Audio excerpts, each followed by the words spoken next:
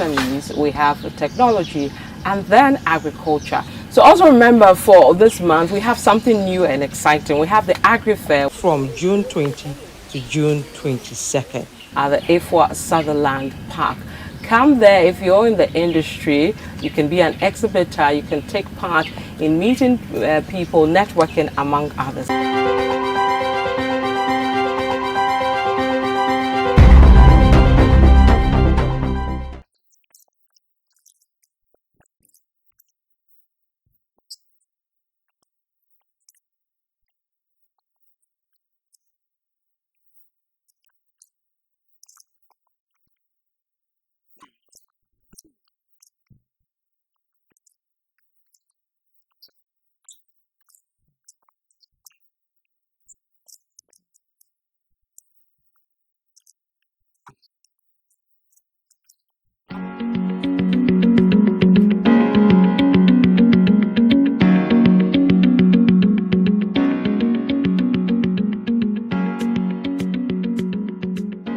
So this is a passion fruit, one of many fruits that are grown on this farm. Let me bring in Alistair. He's my guide for today. He's with Blue Skies. I'll tell you what he does here, but he will take us through what kind of plants are here in this farm and the technology they're using to increase production and deal with all sorts of challenges they're likely to face in this farm. Alistair, welcome to the City Business Festival special edition on agriculture. Thank you. So this is a beautiful one, the passion fruit. I've not seen it in action as in the plant. I see the end product, which is the fruit. And what do we have here on this farm? Well, so this is the Unifruit Farm, one of the subsidiaries of Blue Skies Products Ghana Limited, where we grow pineapples, coconut, passion fruit. We do other fruits like oranges. Okay. So it's a farm of about 440 acre land, Wow. Which are under cultivation currently. And this is also one of our demonstration farms too. Okay. We always give an indication to the farmers how things can be done appropriately within the agriculture sector. And the truth is that the advent of technology has brought a lot of transformation in the area of agriculture as well. So on this farm, generally there are not so much of technology applications, but then the little that we have, we currently run them on this site. Okay. We use drones on this farm. Okay. And the nature of the crop we do here, apart from pineapple and mango, that are not too friendly when you are using drones, okay. Because the kind of effects and the kind of insect attacks that they have do not require just drones to mitigate the solution, the problem. So we use drones for the passion farm, and then we have vegetables as well. We also have temperature loggers. Okay. So entire production is actually a cold chain. So from harvesting to the factory and through processing, there are times where we need to monitor and control the various temperatures that are needed. So we need to subject this fruit under some specific temperatures so we can have them fresh and process them accordingly. So this farm is quite huge, as you can see. Yeah. These are layers, and there you can see the plastic mulch basically providing some kind of moisture for the passion fruits, and not just for passion. We use plastic mulch for pineapple production as well. It enhances productivity and increases the yield. All right. How long has this particular farm been in existence? It's been quite long. It was a farm we adapted. In fact, it's one of the things that we do to promote agriculture in this country. A few years back, we used to have about 36 huge pineapple farms in this country that were into production and export of pineapple. Currently, as we speak, we have less than 5 huge pineapple farms. So with a business which focuses about processing pineapple and other fruits, we were equally concerned. So along the way, we have to acquire this farm and transform it when the owners were selling. And part of this land have already been sold for estate developers and other things. Yeah. So we took over just to make sure that we continue on the production and be able to sustain pineapple production. And after several years, we thought it would be nice to go into other areas. So as you can see, we are currently planting coconut, and we are doing passion, and we're doing other farms. On this same farm, we have our poultry farm, and where we produce poultry to feed our staff in the factory. Right. So the passion, I see that some of your cut fruits, you have the passion sprinkled in there, or whatever. I don't know whether I'm using the right word, but it's in there. So and then some of the juices we we have the passion in there. Yes. And then the coconut stands on its own, the cut, all this is coming from your farms, including this one. Yes, so yes, most of our passion fruits that we use for the juices and for the cut fruits comes from this farm. The advantage and the good news is that we do different kinds of recipes for our consumers. So we have fruit mixes that kind of a combination of pineapple, mango, and passion. And passion is one of the exciting fruits that has a lot of vitamins, a lot of health benefits. So it plays a very major role in our operation as a business. Unfortunately, we don't get so much, and there are instances where we have to import from other parts of the world. You don't have enough. Now tell us how technology has improved the business for you guys. It has seriously, you see, previous few years back, like Ernest was telling you, we cannot predict even the weather. It was difficult for you to know how the rainfall pattern is going to look like. And agriculture depends so much on rains, and because for our part of the world where most of our farm activities are rain dependent, and we don't have so much of irrigation systems, you need to understand the weather pattern. And so now technology can help you to predict the next 6 months, maybe the next 1 year, what's going to happen, and then you can plan accordingly, so that you know when to apply your fertilizers, when to apply your insecticides. Otherwise, you apply in the morning, the following day it rains, everything goes down into the drain. But it's capital intensive, isn't it? It is quite capital intensive, and unfortunately in that part of the world, the infrastructure is also not so much available. So we are just scratching the surface in terms of technology on our farms, where other people are talking about drip technology, where now people have even moved to precision agric technology, where you know that a plant like pineapple requires about, let's say, 0.5 feet of water, or you can convert it to liters. And so you do that, you sustain enough water, you maintain water, you don't waste water, and you don't also overload the plant with water. But unfortunately, we carry buckets, we use boom sprayers, and then we go and we use pipes, and then we just go and spray our water, and it has its own effect. It destroys the texture of the soil, and at the end of the day, you overfeed the plant. But then, if you're talking about technologies like precision technology, where you can look at a plant like passion, and then you know how much volume of water it requires in a day, and you just give that, it helps. So that's how technologies like drone technology comes in. So for plants that are very convenient to use drones, you can decide how much you want to give to each plant, and then you just, within a twinkle of an eye, you stand at one point to make sure that you distribute water. Or even we can use drones for fertigation, which is a mixture of using both water and fertilizer to feed the plant. So you load them onto the drones and then run them over, and then it makes it very easy.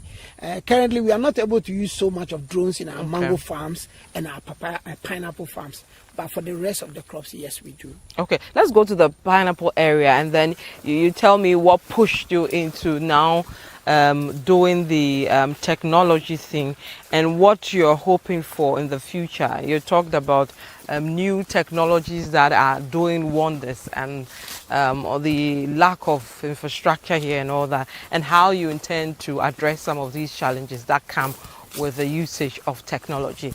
We're still with Blue Skies. We've come here because we want to look at how they are infusing technology in agriculture here in Ghana, and it's an exciting discussion here in the central region, the Utusenya West, where one of their big farms is located. We'll go to the pineapple area. Stay with us, we'll be right back.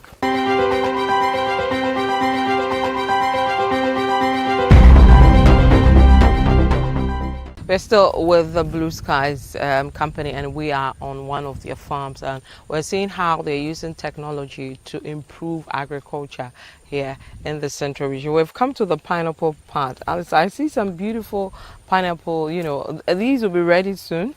Yes, this pineapple should be ready. Let me check. So they were planted on the 15th of February 2024, and it takes averagely a year for pineapple to be cultivated. So they are just some few months, and you can see the level of maturity. So this fruit should be ready, I'm sure, in less than 2 months for harvesting to the factory. And then, like I was saying, for a farm like this, you can see that we have a mixed cropping system where you have pineapple and you have coconut and other things. and so you need some level of technology to be able to apply, irrigate, and then also fertigate.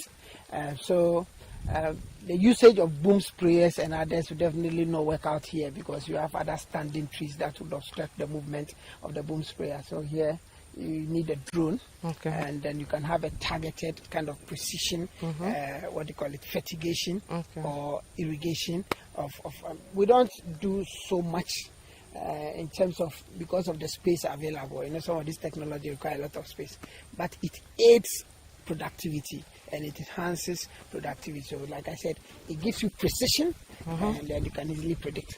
One of the foremost technology we also use is about weather monitoring technologies, where we are able to predict what will happen in few months, so that we can have proper planning for how things will work out.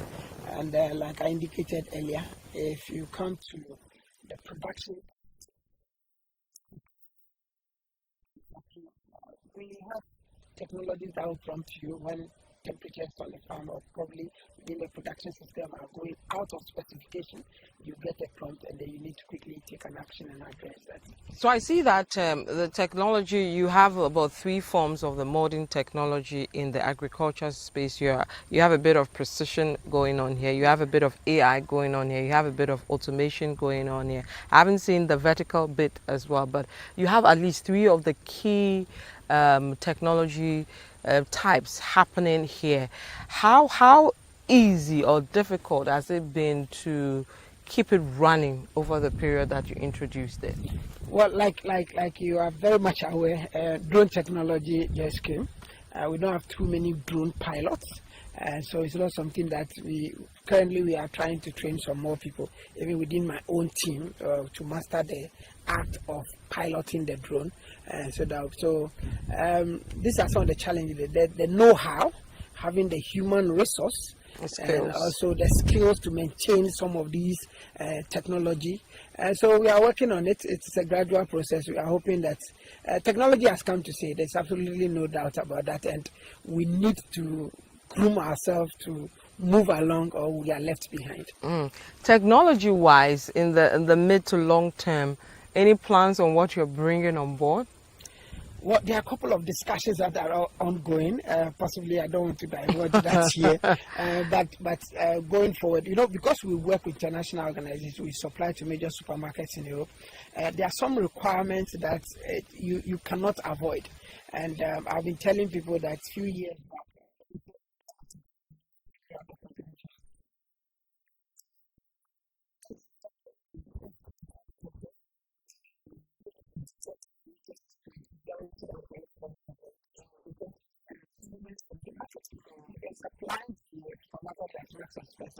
you have no option than adapting to technology. A few years back, we take our orders via telephone, or they'll send you a mail and say, these are the orders. Now there are apps. So you go onto the app, and then you click, and then you see the orders they are giving you. And when you are done production, you complete the system, and then they pick it up. Everything becomes very simplified. So technology is going to be leading our operations in 10 years. Right. Thank you very much, Alistair. From the farms, we're going to take you to speak with their chief agronomist, whose attention will be around the mango production and what forms of technology, if any, is being used by the company to improve production. And then later, we'll take you to the production part proper, on where they cut the fruits, where they package, and the point where they prepare to airlift them to the shelves outside Ghana and for Ghana, where they distribute them to your shelf in a supermarket near you. Stay with us, we'll be right back.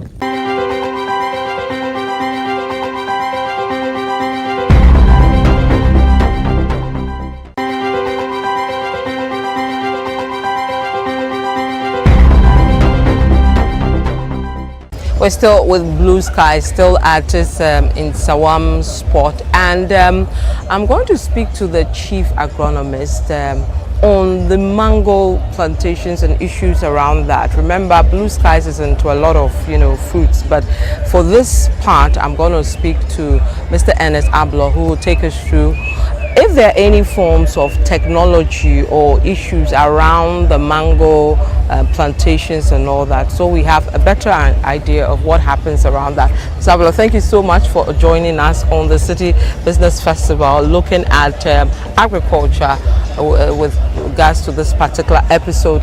How long have you been into mango farming? Into farming, let me say about 12 years, Wow. but I've worked in the industry for 25 years. How has it been so far? It's been growing. It's been growing, but a lot of challenges. Right. We are working with all farmers around the country. We have 2 major belts. Let me say 3 major belts. That is the northern belt, the mid belt, and then the southern belt. Okay. But the very productive belts are the mid belt and the southern belts. Okay. And we are working with individual farmers and a lot of associations. All right. Yes, and for Blue Skies, in a season of about 2 months, we procure about almost 7,000 tons of mangoes. Okay. For both the minor and the major. When I say the minor I mean January, February, and a bit of March. Okay. The major being June, July, and a bit of August. Okay. But this discussion also is looking at how to modernize agriculture, and the question is, how come we can't have the mango all year round in Ghana to fit into production? Yeah, I think mango is very seasonal and it's very climate impacted. There are windows where it becomes very, very good to do your inductions, to get your flowers. Okay. There is a phenology, and it is such that you have to, now if you are doing just rely on nature, you will not get your fruits. So now we do what we call paclobutrazole application. Hey, what does that mean? It is a hormone that really stops vegetative development for the leaves to be ready for induction. Okay. So when you apply it, it takes about 3 months for it to work effectively. Then after that, you induce for flowering. So we time the season such that you get the right time to do your inductions. So from the paclo application to harvesting is 8 months. Okay. 3 months of paclo application, and then you do your inductions, which takes 5 months from flowering to harvesting. So this is the furthest you can push it to increase its production. Yes, what we have been able to do is to shift it a month back and a month forward. So we try to induce early and induce late, but you can't go beyond. We've not been able to go beyond that. Initially, about 20 years ago, we were getting fruits in Ghana around January. First week of January, get fruits. But now, because of climate change and the manipulation of the trees, we've been able to shift back to end of October. We are getting fruits in Ghana end of October, and we are able to supply through to March, which wasn't so. But because of manipulation with technology, we've been able to push it a month and a half back, a month and a half forward, which is really... So that means, based on your experience and what has been, brought up so far, it will be difficult to do an all year round for a very, very long time. Yeah, you can't get all year round because, like I was explaining, it takes 5 months from flower induction to harvest, and in the year is 12 months. So that's why Ghana, we have 2 windows. It is only Ghana that has 2 seasons. Okay. The whole world, everybody does 1 season. Either it stretches a little bit or it is very short, and it is 1. But Ghana, by geographical positioning, we are lucky to get 2 seasons because we get the right windows for flower induction. All right. So what are some of the challenges in the mango space that you believe research or modern technology, etc., has played a role in helping solve it? I think the modern technology plays quite a big role. If you go to advanced countries, I think they are able to roll on very quick with modern technology. But Ghana, we have a lot of challenges. And the challenges are such that, for instance, we can use irrigation to manipulate the trees. Okay. But it's very expensive for our local farmers to go in for irrigation. Because I can count just about 5 to 10% of farms in Ghana that are irrigated. All is rain-fed. And it makes it very difficult to sometimes get your trees ready for induction. And also with the pest and disease problem, because of our position here, we have high humidity and very low temperatures. So we have challenges with diseases, especially fungal diseases and then bacterial diseases. Okay. Ghana, we are plagued with anthracnose and BBS, bacterial black spot disease, which we've been battling for years. And still no solution for there that? are solutions. The solutions is just to get right pesticides to apply. But application, if it was to be like aerial application, it would be easy to use drones. But these are diseases that you have to spray the trunks, spray underneath the tree, spray the foliage. So you can't do from the top? You can't do from the top and down, so it can't be, you have to do the manual thing to get it through. And also even access to credit for you to get the right equipment, which are very, expensive, right? Expensive, and farmers will complain. So you're mixing the two, because some of the people, you don't do everything. You get the mango from others, smallholder farmers. Is that what it is? Yes. We working with the past season. We took fruit from about 300 farmers in the country. This season is going to be same. So we don't work with our own farm. Just yours. We just have a farm, experimental farm. When we get new ideas, we try it first before we pass it on to farmers. So that's an experimental farm. Okay. And that will not suffice us. Yeah. We are currently processing about between 120, 150 tons of mango a day. Wow. Which is about 3 to 4 articulated trucks one day. Wow. So there's no way we can own farms that can produce that. Yeah. So the pesticides and the fungicides and all that, and considering the fact that you have these farmers how are you dealing with that to make sure they are sorted? Yeah, we realize that most of the time the pesticides are not on the market.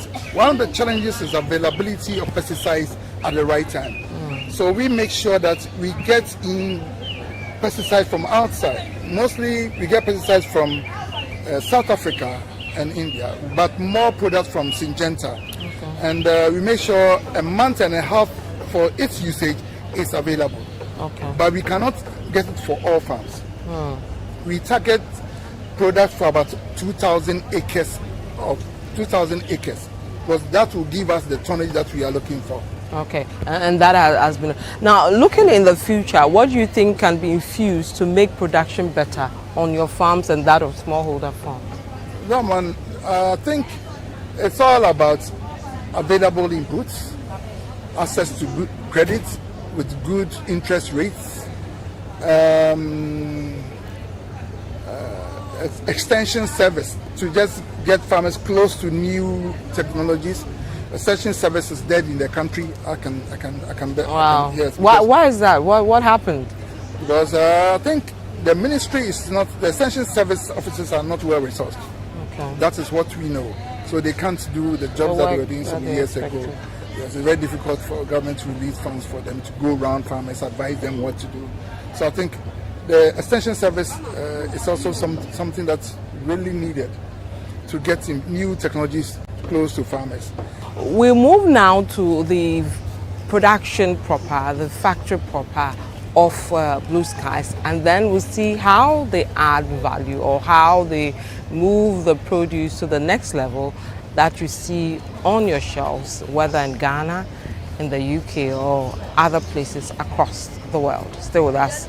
We'll be right back.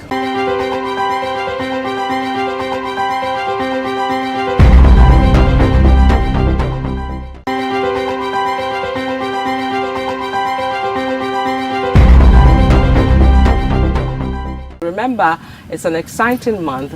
This month, our topics are evolving around 4 key topics. We have the personal finance, we have SMEs, we have the technology, and then agriculture. So also remember, for this month, we have something new and exciting. We have the Agri Fair from June 20 to June 22nd at the Afua Sutherland Park.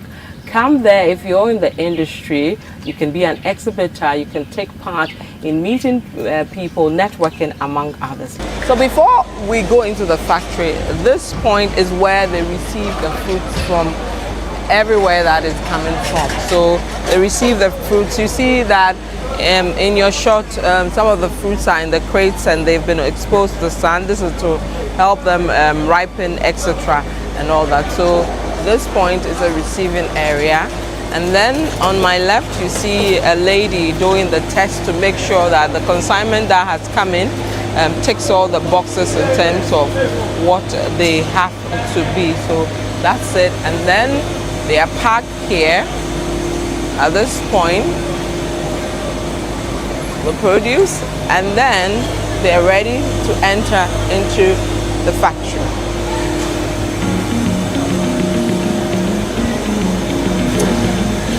So that's the factory area. So come with me, let's go. Let's see what happens in here. And so we're going into the operations of the business. I'm excited because I know there's a lot going on in here.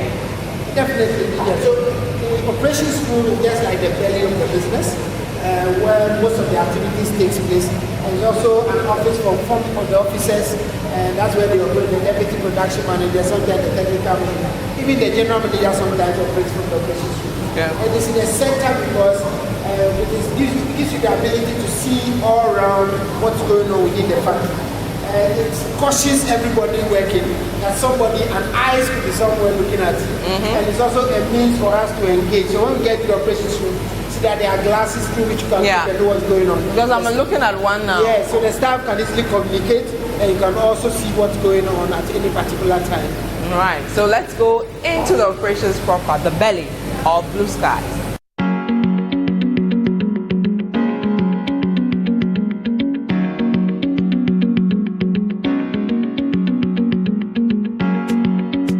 So I'm going into the belly of the company proper. That's the operations room where a lot of decisions about the production proper is monitored, regulated, and handled. And I'm going to speak to the deputy production manager here at Blue Sky.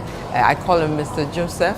He's going to tell us, if you look on my left side and in the footage now, you see a room packed with the key workforce here, ensuring that what you see on the shelves are packed, peeled, and all that. So I'll let Mr. Joseph take us through that. Welcome to Channel One TV. Thank you very much. All right. So what's happening in there? A lot of people. How many people roughly are in there? So currently we'll have about 350 people there because we have two factories working concurrently. So we also have another 350 over there. Okay. Now that is around 12 p.m. We are yet to get the afternoon shift. We will come and augment the people so that the morning shift can also go on break, whilst the afternoon people enter. So roughly we will get to about 1,000. Wow, at every given period. So this is also 24 hours? Yes, it's 24 So you're hours. rotating the 1,000 or so people at every given. How long does a shift last? 8 hours. Yeah, and then we have a night shift system too for the two factories as well. Okay. Yeah, now we normally expect about 500, 250 each in each factory. Okay. Yeah, sometimes we looking at the figures or the orders that we get, we sometimes add extra people to that 300 sometimes 250. Okay. I see them wearing their red clothing, but I see it's padded with a lot of protective, gear to protect them from the cold room. Yeah, basically it's not because of the cold actually. So we have a high standard for our hygiene issues because we are exporting our food to the European market, and the standard that is set for us over there. So we are supposed to meet everything that is set for us as a target. So hair drops, foreign bodies, and all those things. We try to avoid them before they get to the European market. Okay. So what exactly happens in there? So we call here the operations room. That is why we name it high care or the intensive care. Okay. Well, we have that's where we make sure that we open cut every single fruit that comes in, and then we cut according to specifications by the customers who sent us their specification that we should follow. Okay. And so that is why we name it High Care. So everything that concerns hygiene is top notch. So basically that's what happens.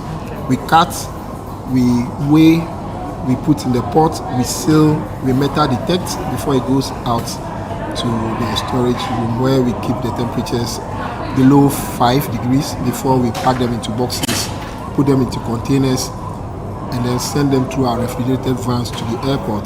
Now once they get there, we also have a storage facility there that we make sure that they enter into get into the plane, very refrigerated before they get to the market. Okay, so if you're cutting, for example, mango per person, how long does it take to cut all the way to the package? If you look at the supply chain, so a person takes like 10 seconds to peel a mango, and then the cutting also takes about 15 to 20 seconds. Okay. And then the weighing doesn't take that much, about 10 seconds so before it goes. So it's a complicated, smaller unit of operations that you need to take before you are able to get a pot of fruits. All right. Thank you very much, Mr. Joseph. So let me take you to the cold room he was talking about, where they prepare to do the shipping and package into the boxes. And then it goes onto your shelves here in Ghana and across the world.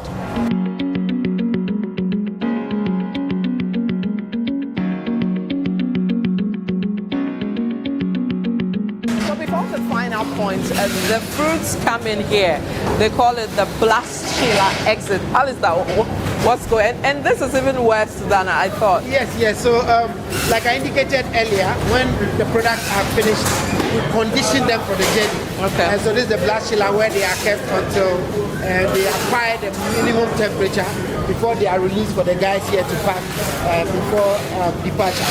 So let me say, this is the coldest part of our place. So this is like what, 0 degrees? You can imagine.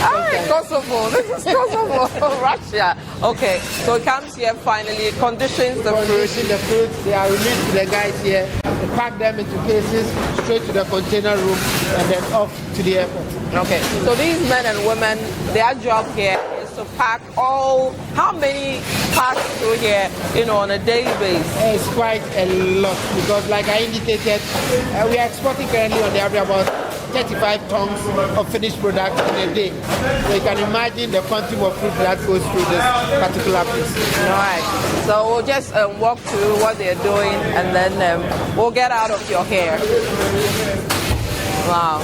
So on an average, how many seconds or minutes does it take to fill the box? It depends on the product, but the guys here, I can tell you, you can see the speed with which they work. Yeah.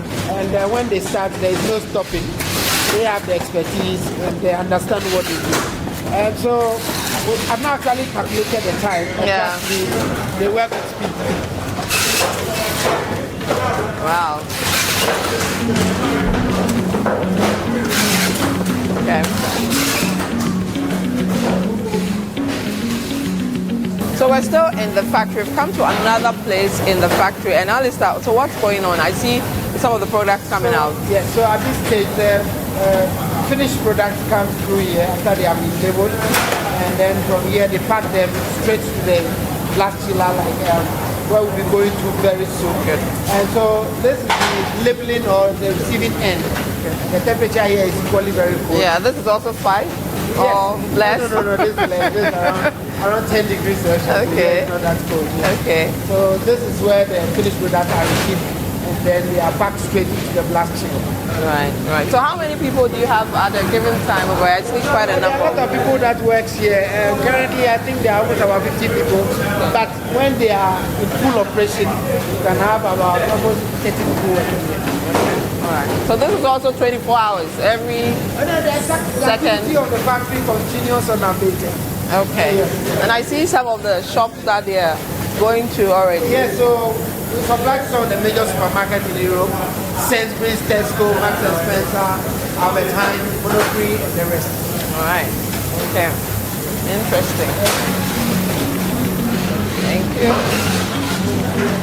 So we're moving to the almost final point of the factory, the freezing area, and then where it goes into the cargo and then container, right? Container room, and then off for, you know, on the air cargo and to the various locations across the world.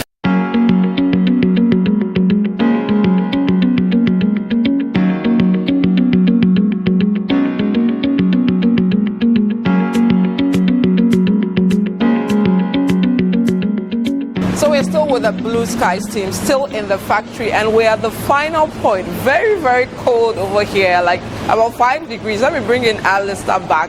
He will tell us how cold this place is, why it has to be cold, and what exactly is happening here. Alistair, it's cold, and you're in t-shirt.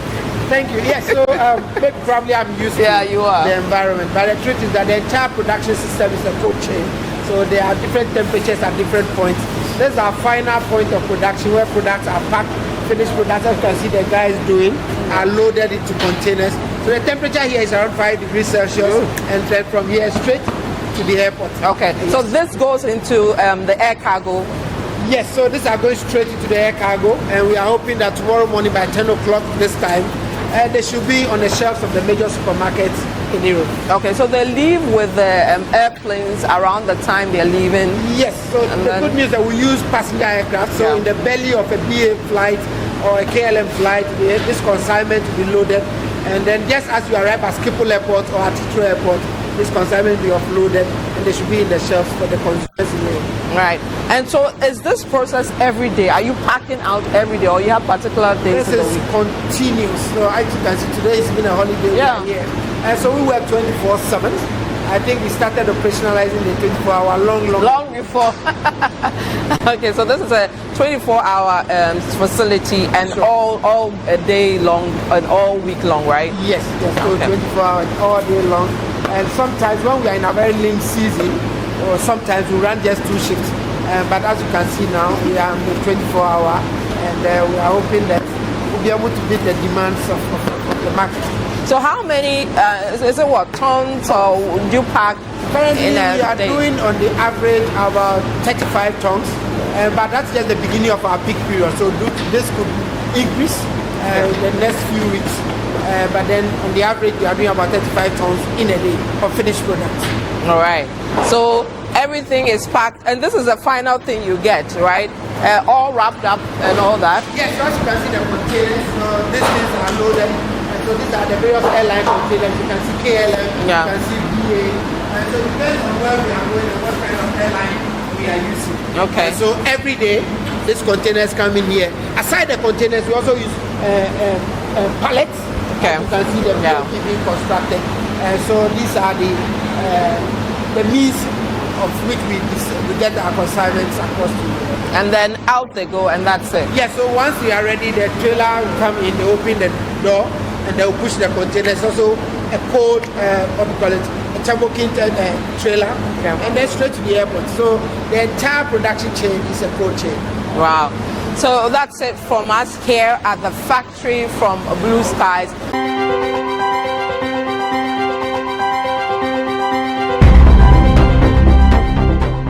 We're speaking to the founder of Blue Skies, Anthony Powell. Why did he decide to start this successful business? What does the future hold? And of course, there are challenges in the industry he will take us through. Anthony, welcome. Thank you so much for joining us.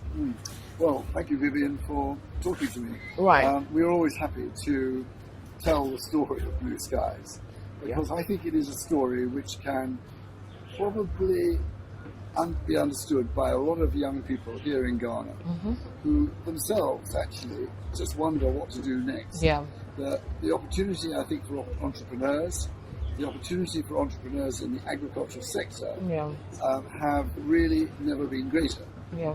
Equally, of course, the challenges are forever evident, and I think that's what makes entrepreneurial activities so much fun. You know, an entrepreneur isn't somebody actually who starts a business. Yeah. An entrepreneur is somebody who has the focus, who then, when they come up against a problem and they get knocked down, she or he gets up again, get up and move, and moves on again. Yeah. But in the same direction. Yeah. And I think that's really what sets entrepreneurs apart from anybody else, because they can normally take the knocks and then get up. Which I see you've done. You've been down a lot of times, but the most important thing to your story is you always got up and moved with your focus. Yeah, you have to get up and move forward with the focus. So one thing which I think in Ghana we have, which is exceptional, which really it lights my fire. Yeah.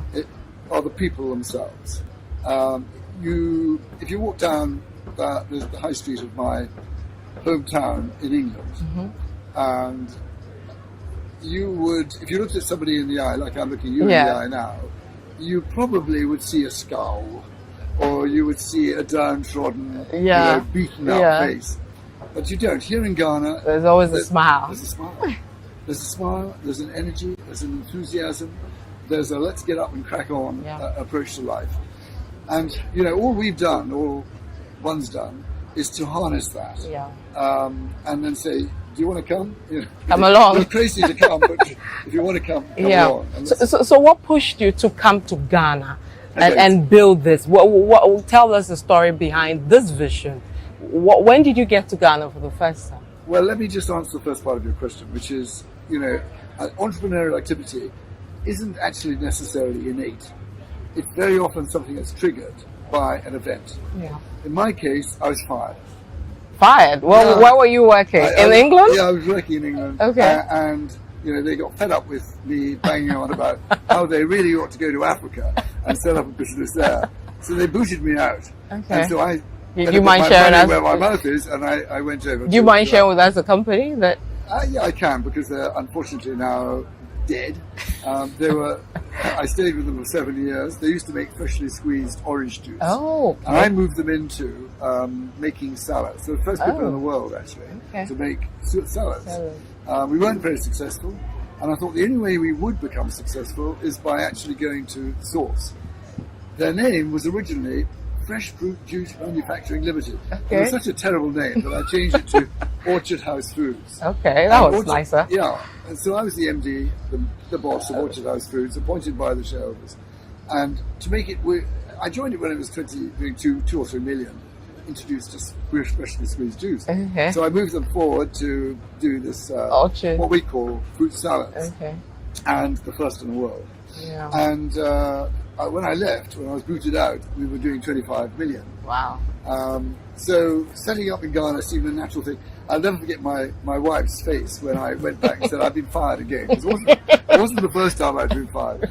And so I went back and she said, well, she put her hands on her hips and she said, okay, so what are you going to do next? now? Yeah. So I said, I'm going to Africa.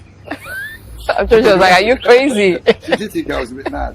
But that was on the 6th of December, 1996. Oh. And on the 1st of January, 1997, I was stepping out of, I think it was Ghana Airways. It should have been. It might have been British Airways, but it was one or the other. In those days they had an MD-11 or something, one of the old aircraft. And I stepped out of that and I was hit by this wall of humidity and heat. Hot. And I thought, what the hell have I done here? But anyway, I had to carry on walking down the steps, carried my own bag. And of course, it was in the days of Jerry Rawlings. Okay. And I thought, to answer the part of your question you asked, why Ghana? Yeah. Well, they'd introduced this thing called the free zone. Yeah. And I liked that. We could control our own exchange, there were no exchange controls. You were given support to be able to basically make a whole lot of imports without too many tariffs and quotas on it. But the important thing is there was no corporation tax for 10 years. Okay. That was huge for me. What should we expect from Blue Skies? More of the same. More of the same. My biggest difficulty in terms of expansion is, look, we were going to put about 20, maybe 15 million pounds into a site that's just about 15 kilometres up the road near Suwon. Okay. This side of Suwon, on a little river called the Kua River. Okay. And we bought some land there some years ago now, and we were going to put our factory there. We would have probably started doing it now, but the sand stealers moved in. They kicked off 50 farmers that were there. They removed all our trees. They removed all the topsoil, so about a metre of topsoil. Wow. They got down to the sand, they took all the sand, and they've left the Sahara, an extension of the Sahara. So we can't go there now. So that, we've got to overcome that. So we've actually, if you look around this site now, you'll find it's very squashed. Yeah. We've squeezed in another facility here, but we can't actually do the big stuff at the moment until we sort out somewhere to go. That's one of my problems. The other one is that bring back Ghana Airways. We need more airlines flying out of here. To move the lovely thing about our fresh cut product is it's absolutely fresh. Yeah. We'll deliver it to Carrefour in France, or Monoprix in France, or someone like Albert Heijn in Holland, Marks and Spencer in the UK. By the way, thank you, Ghana. We have the largest share of the fruit market in the UK. Wow. Thank you, Ghana. Well done, Ghana. Number one, right at the top. What an achievement. Can I hear that? I would love to hear the media talk about that. We will. But anyway, the thing is that if we're going to go on growing, we need to have more airlines. So we should bring back the national airline. Yeah, bring back the national airline and let us have 10 tons, 15 tons a night on there. Because we've run out of airlines. We've run out of space to get it north. Virgin were going to come, and now I don't know whether they're going to come or not going to come, but they're getting shakes their head. I hope they're going to come. Okay. But they will help. But we also need not just Virgin, we need more capacity. We're growing at 10, 15, sometimes 20% a year. Wow. People want it. You know, they've stopped eating, I know we haven't here, but we've stopped eating rabbits and cows and chickens and things. We all eat them like mad here. Yeah. But actually in the UK and throughout Europe, either they think that it's bad for the environment or bad for their health, or actually they just don't like killing things, all that blood. And I tell them that fruit doesn't bleed, and they say, oh right, okay, well we'll bring it in. Bring them in. But we'll have more of that lovely fruit from Ghana. Right. Thank you so much, Anthony Powell, founder of Blue Skies. Very, very interesting, inspiring story. But there are huge challenges in the industry that we have to look at. Sand winning, he says no, sand theft, which I believe should be the new name.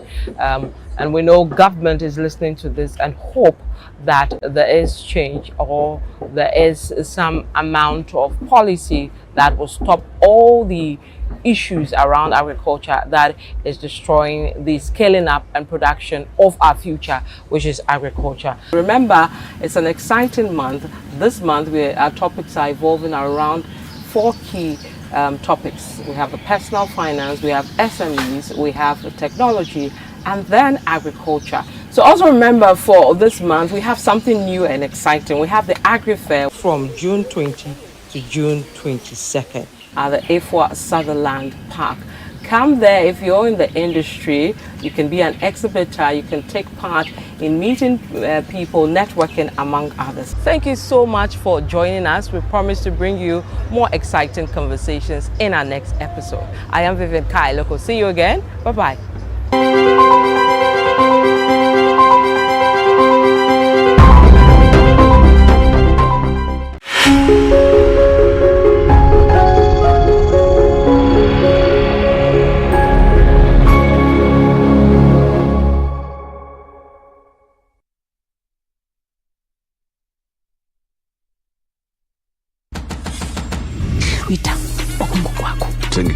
So much love in the air. What are we looking at? Thank you guys for joining us on this unforgettable night. Paw Patrol is on a roll. It's Max Verstappen in the lead. The megastar is here. Absolutely sensational. Let's go! Just taking a trip down memory lane. Get unbelievable entertainment that is unbelievably easy to own. Get and stay connected to DSTV. In a world filled with challenges, we all need guidance, hope, and a lifeline to anchor us. This is Lifeline, and I'm your host, Fred Crunchy Mensa. From social issues, relationship challenges, and family matters, Lifeline is here to inspire, uplift, and guide you on your journey. Where we give you support, where we hold your hand through the valley and through the thick and thins of life. Join Bishop Fred Crunchy Mensa. I welcome you especially to Lifeline.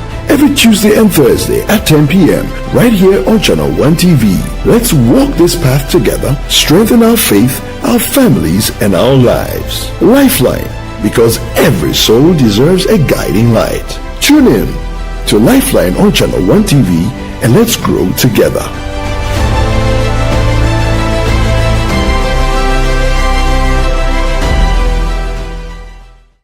AgriFair 2025 is almost here. The much anticipated AgriFair 2025 is just around the corner. Happening from the 20th to the 22nd of June at the A4 Sutherland Children's Park in Accra. Get ready for a fun, educative, and exciting experience as we bring together the very best in agriculture, food, innovation, and entertainment all in one place. Exhibitors, if you have registered, it's time to pay and secure your spot before it's too late. Don't miss this opportunity to showcase your products to thousands of attendees. Call 0205-973-973 now to make your payment and lock in your space at Ghana's biggest agri-event. Come and enjoy the freshest farm produce at unbeatable prices and treat yourself to sizzling kebabs made from beef, mutton, pork, chicken, and more. Don't miss this. See you there.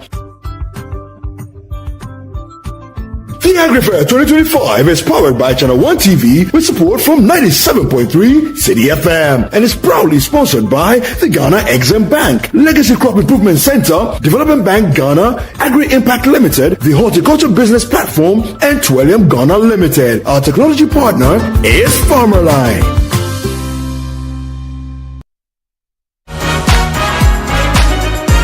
On the Upside Down Show this week, we present to you the bold, vibrant, and brilliant Anita Esking. Expect nothing short of real talk, raw truths, and revelations. We always need that one opportunity to sprout, and she, like any other, isn't an exception. Ghana made me, she said. My career started here. Here in Ghana. Right. Ghana is my foundation. 150%. Great. Home is what built me. Oh, wow. Yes, Ghana is what built me. If you see Anita and who Anita is today, it's because Ghana built me. Yeah, 100%. To the land. You know? Right. So love you, Canada, but Ghana built me. And even though she's perceived as a superwoman, she's had to make tough decisions at some point. I had to take 2 steps back away from my career. And also, and this is what I share with a lot of my friends and my colleagues now, is a wonderful appreciation that in different phases of your life, you are a particular person. Right. You don't have to be the same person you were before that. Exactly. You have nobody to please. So, set your reminder and join us at 7 p.m. this Sunday, only on Channel One TV.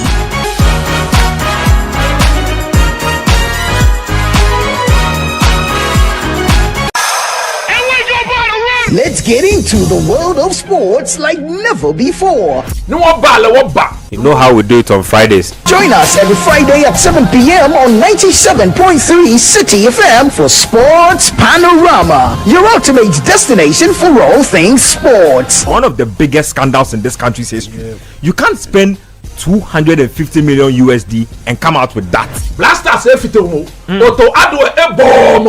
From the thrill of association football to the excitement of basketball, tennis, athletics, and even emerging sports, we cover it all. Whether it's the Premier League or the latest NBA showdown, we bring you the stories behind the stars. Getting an opportunity to become a national team coach, you should understand the politics around football. And don't miss the prayer of the rabbi. Joe was Zebal. How Zebal there? Zebal won Chaboke Waloko. We're not just about the games, we're about the community. If you are going to be given this kind of treatment, then you need to be that guy. When I look at him play, he is not it. Or when it's time for Don't Call Me. Join the conversation as we connect with fans across the country and beyond. What's the latest updates? Send us your thoughts and we'll feature your comments live on air. And remember, we like to hear your predictions for matches and your thoughts in general. Think you know who's going to win?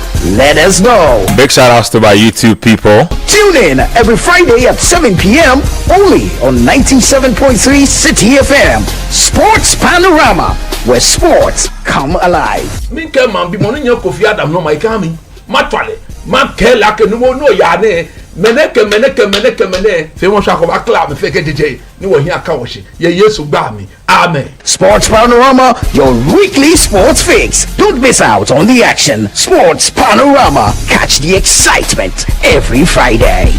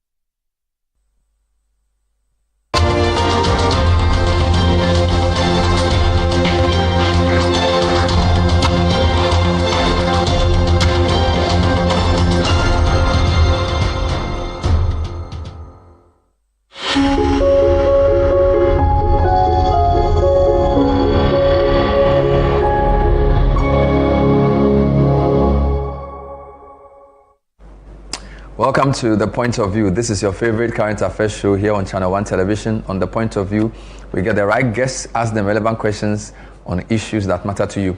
Tonight, we'll be talking about the troubled D levy. It has a long name, the Energy Sector Shortfall and Debt Repayment Levy. It's been in the works, was introduced in Parliament, some people thought too quickly, was scheduled for a June 9 implementation, postponed to today, the 16th of June. Now we're told it's been suspended. What on earth is going on? The government says it's the Iran-Israel crisis. Tonight we have a panel of 4 to delve into the matter. Stay with us.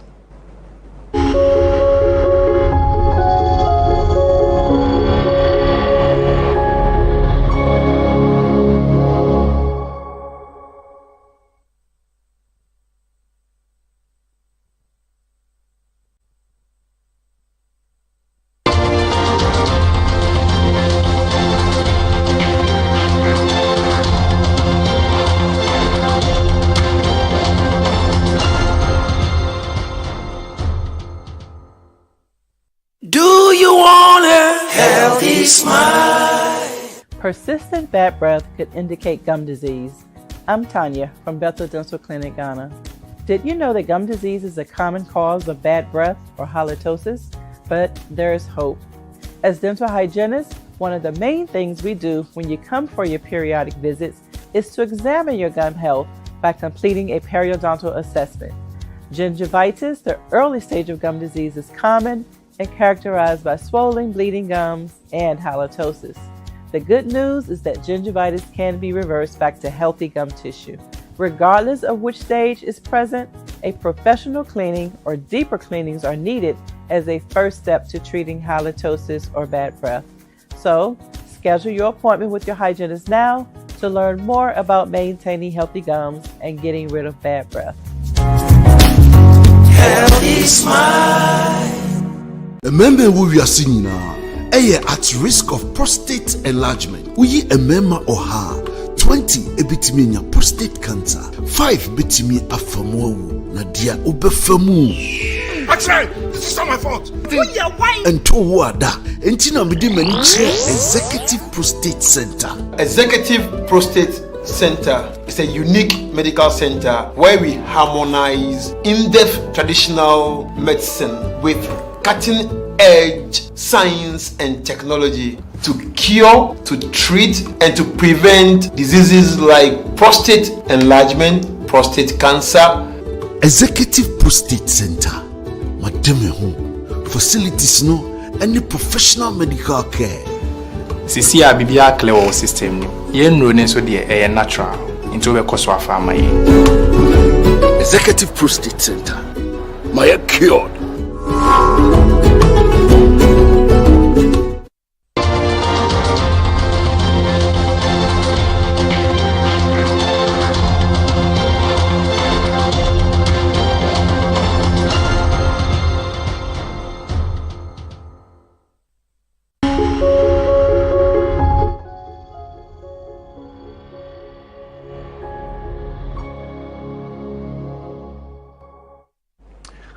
Welcome back. So tonight we are asking, what is the fate of the D levy? I guess you can call it a troubled levy because it's not really set off. Initially, it was set to be implemented on the 9th of June, which was a week ago, postponed to today, the 16th. Now we're told it's been suspended. I'll be speaking first to the MP for Ifija-Kwabre North, who happens to be a former Deputy Minister of Energy. He's been very vocal about this. He says the whole thing doesn't make sense. He believes that it was rushed through Parliament and it's not fair to Ghanaians. Later, we'll be joined by the Deputy Minister for Energy, who will be telling us why the government has taken the position it did. We'll follow up with two industry people. But I'd like to remind viewers of what has been said about this levy. So let me take you to an interview I had with the Minister for Energy on radio a week and a half ago. He was explaining why Parliament needed to pass this particular bill to allow for a 1 cedi per litre for petroleum. Here are excerpts of that conversation. Hello, Honorable Jinabo. Are you there? This is the phone now. I'm there. You're here. Okay. So we're having a mini debate here. I'm trying to understand what you and Uncle Atu are doing. And so let me tell you what I understand. You can explain. You guys are increasing the fuel price per litre by 1 cedi, and you are saying you are using that to pay some of the debt in the energy sector and buy fuel and then hopefully streamline the energy sector. This is what you say you are doing. Is this correct? Precisely so. Okay. Since you are so clear about how much you need, are you also clear about how long you will collect that money? Because you gave us a specific figure as to how much you want to collect. But there doesn't appear to be a sunset clause in what your colleague finance minister presented in Parliament. Exactly so. So why not? Forgive me, my voice. Am I clear? Yes, now? you are clear. So why no sunset clause? Yes, so what we have done is that we are putting in place some measures. This is an arrangement we've put in place, but we'll keep monitoring the economy. We'll keep monitoring the performance. Don't forget, fuel prices have dropped from about 16.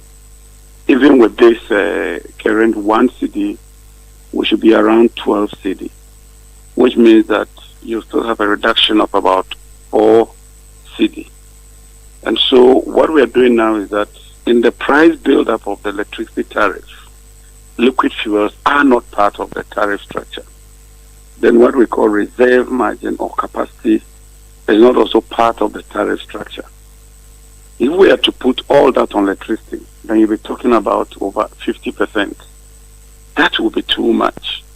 But that would have been the realistic and normal decision to take. But as a government, you have to weigh a lot of options. And we believe that with the recent decrease in petroleum products vis-a-vis the exchange rate performance, this should be a less impactful measure in terms of the hit on Ghanaians, so that we can still sustain and provide electricity to the people of Ghana whilst we take steps to deal with the other issues. It's a governance decision. Well, for a couple of things. You are very clear on how much the debts you need to pay are, right? And therefore you calculated 1 cedi per litre. Why don't you also tell us when you will stop collecting it? Because the history of this country is that every time an energy sector levy is imposed to pay a debt, more often than not, it never ends. Clarify this quickly. This amount, if you look at the object clearly, we talk about the debt, where we are, and how unsustainable